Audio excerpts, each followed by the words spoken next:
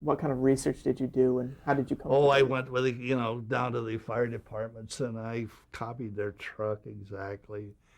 And I In Los made, Angeles? Or? yeah, I forget where now, and got acquainted with the fire department and went with them on their procedures and their jaws of life, the big saws that cut, you know, and interested in the fire departments and ladders, and because you always end up making bits of things.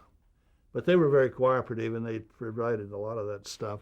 But we did make a truck and all. So you custom built your own? Yeah, we improved on it actually, but don't ask me what we did because I can hardly remember. But we did improve on the position of the parts and made it a little sexier. But that's about it. And actually, it was, although it ran a long time, it surprised me. I thought it would not survive. Why didn't you just use a regular fire engine? Well, there's reasons for it. First place, that wanted our own. You're not going to take something out of service. I forget what they cost, but they cost money, and they're using them. And providing you can't get one anyway, and if you did, the time would be too long.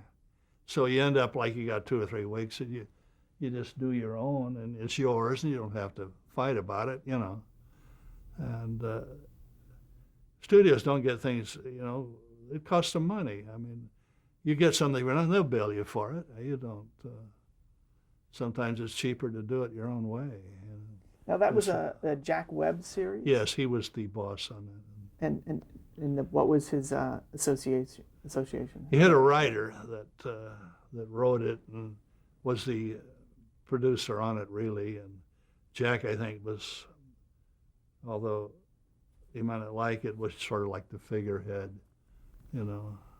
What do you call it today? Executive producer. Mm-hmm. But the guy that produces and writer is the guy that does the work. He writes, edits them, and supervises it. Usually it's a writer that can write very rapidly. So did you work with Webb directly or no? Just in the beginning. Mm-hmm. And were you on it when it went to series? Yeah. How long were you on the show? Too long. Maybe, I don't know, 6 months or a year, or something like that. Yeah.